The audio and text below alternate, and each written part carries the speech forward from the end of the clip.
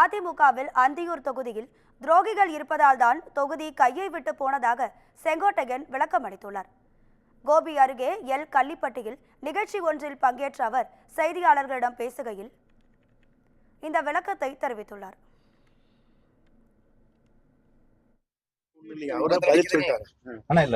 அவரே திருப்பி பதில் சொல்லிட்டாரு.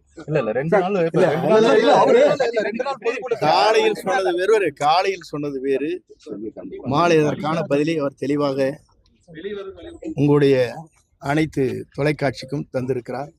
அதே பொருந்தும். நேற்றைய பொதுக்கூட்டத்தில் பேசுகிற போது அந்தியூர் என்பது தொடர்ந்து நாம் வெற்றி வாகை சூடியிருக்கிறோம். சேவல் புறாவிலே வெற்றி பெற்றிருக்கிறோம்.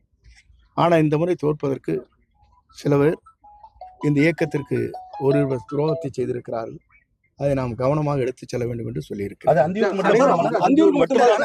அந்தியூர் மட்டும்தான் பொருந்தும். இந்த 2 நாள் பொதுக்கூட்டத்துல உங்களோட பேச்சு கவனிக்கிறப்ப என்னன்னா, ஒரு இடத்துல கூட EPS பேரை பயன்படுத்தவே இல்லை. கழக பொதுச் செயலாளர் எதிர்க்கட்சி தலைவர் என்று அழுத்தமாக சொல்லியிருக்கிறார்.